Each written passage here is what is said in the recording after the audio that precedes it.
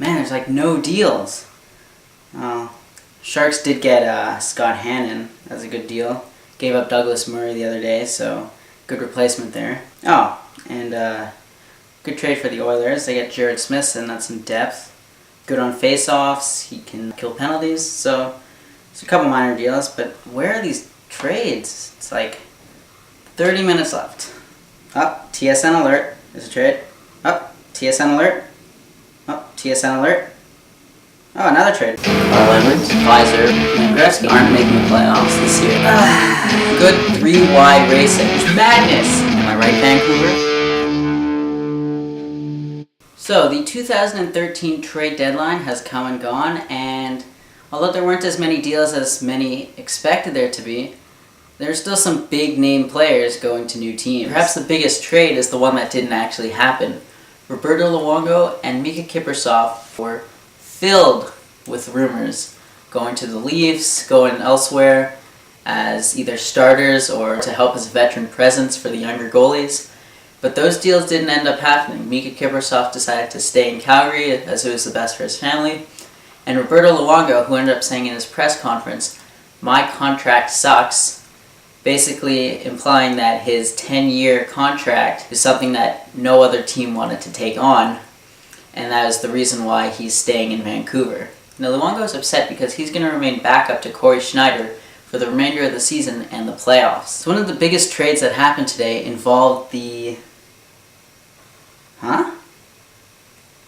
Columbus Blue Jackets acquiring Marian Gaborik from the New York Rangers in exchange for Derek Dorsett, Derek Brassard, and John Moore, as well as a 6th-round pick. So this trade is huge for Columbus, who are right on the outside looking in for the final playoff spot in the West. So in the offseason, Columbus traded Rick Nash to the Rangers, and now, at the trade deadline, they're acquiring one of New York's other stars, Marian Gaborik, who will definitely bolster their offense in the final 12 games of the regular season in hopes to make the playoffs. So on the other side of the deal, the Rangers received John Moore, a player who is similar to Ryan McDonough, a very good defenseman, physical defenseman, very reliable. As well, the Rangers received Derek Brassard, a former 6th overall pick, who has some scoring touch, and with the right line mates could definitely score 25 to 30 goals. And the Columbus Blue Jackets were not done there. They made a deal with the Flames, acquiring Blake Como for a 5th-round pick. As well, they made a trade with Philadelphia, sending former Calder Trophy winner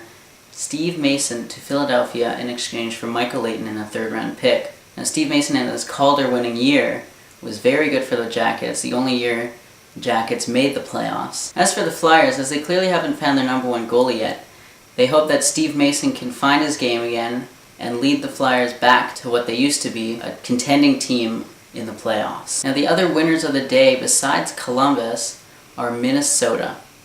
Minnesota dealt Matt Hackett, Johan Larsson, a 1st and a 2nd, for Jason Pominville and a 4th-round pick. Now, it is a steep price for Pominville, and likely Buffalo will win the trade in the long term, but as for right now, Minnesota is a dark horse in the playoffs.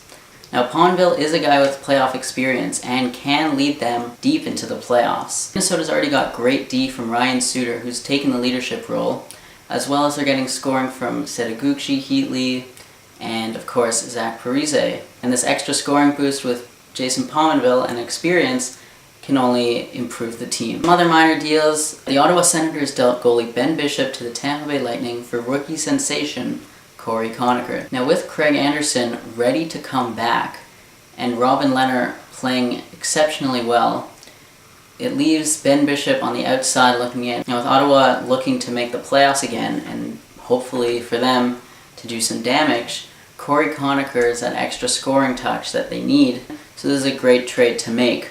Now the future looks bright between the pipes for Tampa Bay.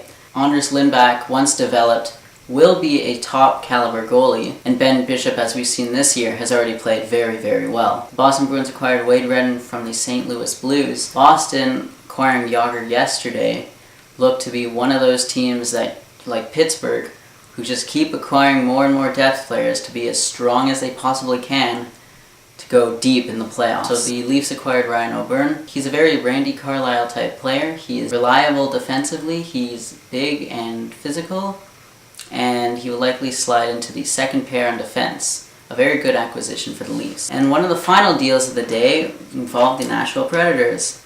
The Predators dealt one of the longest-standing players, Martin Erat, along with prospect Michael Latta, to the Washington Capitals, forward Philip Forsberg. One of the top prospects in last year's draft, he was projected to be a top 5 to top 10 pick. He ended up sliding to 11th. A very good trade for the Nashville Predators. They need scoring, and this guy is big, strong, and can definitely score. Now, Michael Latta is a good prospect, but he is not the same caliber as Philip Forsberg. And Martin Erat is getting older, and he does not have the same kind of scoring touch that he had 5-10 years ago. So even though his trade deadline didn't have the same quantity of trades, it was still very exciting to see many top players move to new teams, and we'll see what kind of impact they can make going into the playoffs.